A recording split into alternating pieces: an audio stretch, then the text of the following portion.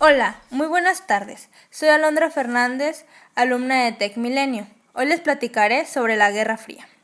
La Guerra Fría se inició al finalizar la Segunda Guerra Mundial en 1947 y finalizó con la extinción de la URSS, que se encontraban mal en el ámbito económico debido a los gastos realizados en los armamentos y en la caída del muro de Berlín. Es conocido también como la Guerra Fría a un periodo histórico de enfrentamiento político, económico, tecnológico, ideológico, social entre Estados Unidos y la Unión Soviética.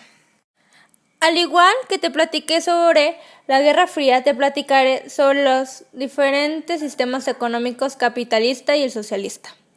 El capitalista fue un sistema económico descentralizado. Se rige por la ley de la oferta y la demanda, en la cual los individuos privados y las empresas de negocios llevan a cabo la producción y el intercambio de bienes y servicios mediante complejas transiciones en las que se intervienen los precios y los mercados.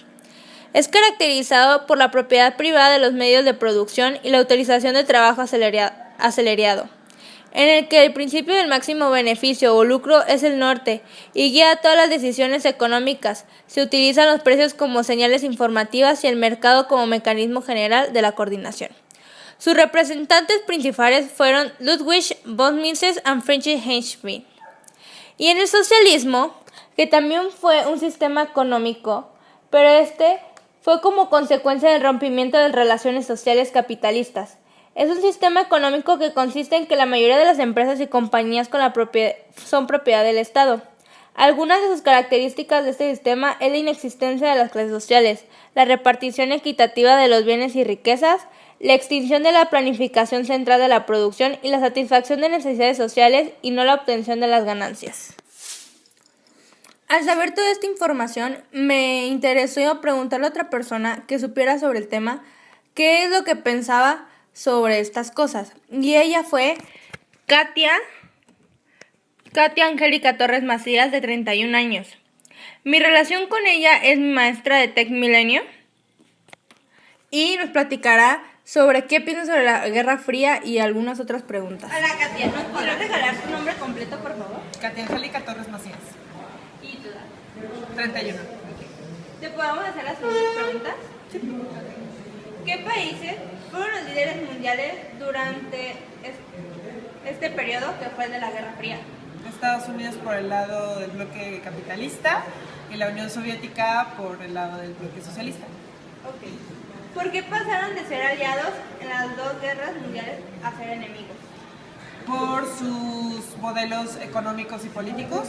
Son antagónicos ambos modelos, entonces esa es una de las razones. Otra de las razones es que a Estados Unidos le dio miedo ver que la Unión Soviética tenía tanto poder o que era tan fuerte.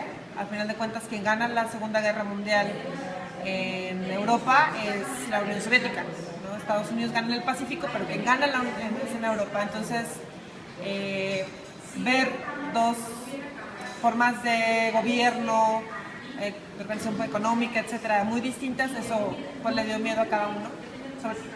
Por un lado, Estados Unidos ver que el otro, que era totalmente distinto a ellos, pues podían ponerse al quite, ¿no? ¿Qué regiones fueron escenarios de la Guerra Fría? Sería más sencillo decir que regiones no lo fueron. Y ahorita no puedo pensar en ninguna. Todo y cada uno, todo el mundo fue escenario, ¿no? En América Latina estuvo principalmente como influenciado, se veía así, por Estados Unidos. Entonces, aunque aquí no hubo tanta intervención, exceptuando Cuba, de la Unión Soviética, o tanta influencia por parte de la Unión Soviética, pues tuvimos todas las dictaduras en América Latina del Sur, ¿no? Por ejemplo. Muchos de los movimientos comunistas que estuvieron en el continente, si bien tenían alguna especie de conexión con la Unión Soviética, pues no necesariamente era tan cercana, pues. Aquí el asunto es que tuvieras o no tuvieras los movimientos, tuvieran o no tuvieran una conexión con alguna de las potencias, sí estaban lideradas por cierta ideología, ya sea comunista, capitalista, socialista, iban a ser perseguidas en cualquiera del lugar donde te encontraras.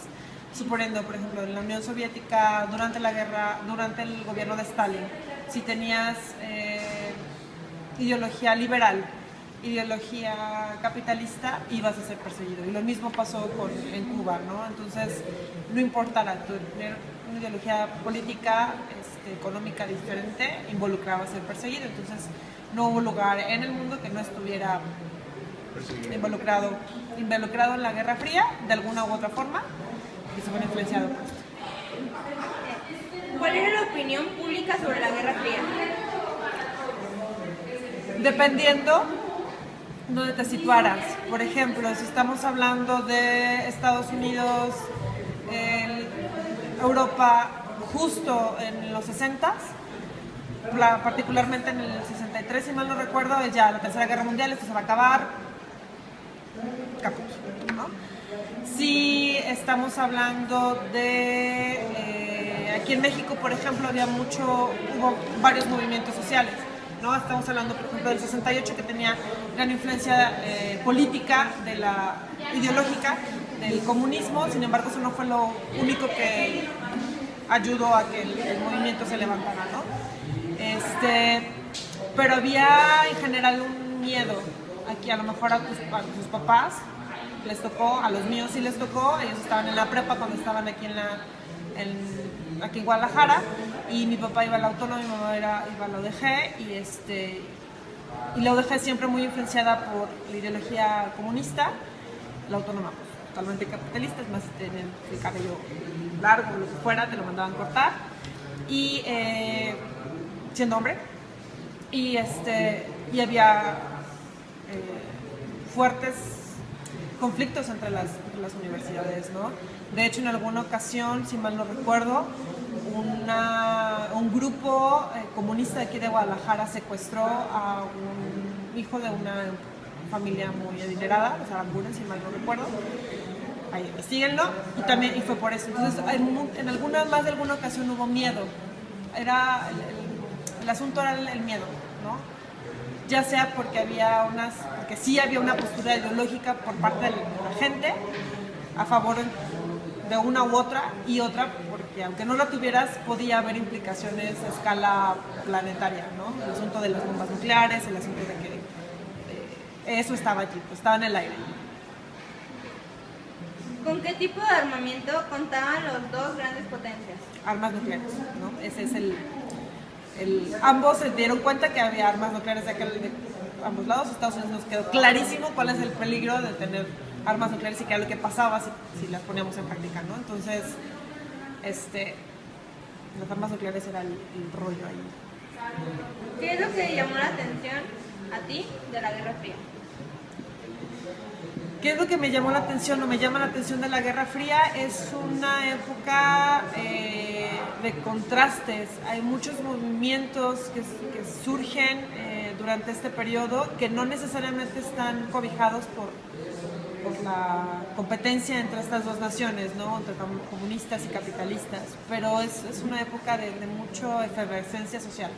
O sea, a mí eso es algo que me llama la atención, y que también algo que me gusta mucho de esa época, que debo decir que es de mis favoritas, históricamente hablando, es que grandes avances que tenemos ahorita y que podemos disfrutar en este momento surgieron en esa época, ¿no? O sea, tienen sus antecedentes en la Segunda Guerra Mundial, pero se perfeccionan durante la Guerra Fría. Entonces, el hecho de que me estén grabando ahorita, el hecho de que tengamos internet, tiene que ver con eso. Entonces, eso también está chido.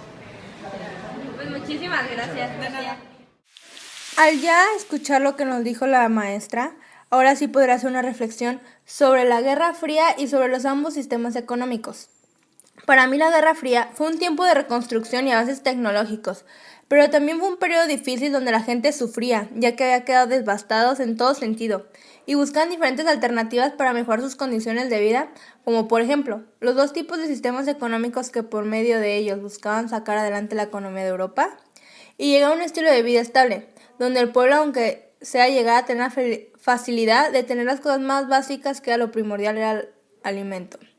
Pero para mí, la forma de ver cómo ellos sobrellevaron las cosas no era el ideal, ya que los diferentes sistemas económicos no solo se trataba de lo monetario, sino ideológico, que eso llevó a tener muchos problemas hasta llegar a separar el pueblo y llegar a una lucha por el mejor. Pero para mí, un punto de vista, la violencia no era la mejor solución. Opino que lo ideal hubiera sido platicar y llegar a un acuerdo donde todos jalaran donde mismo y así hubiera salido más fácil de la situación tan difícil por la que estaban pasando.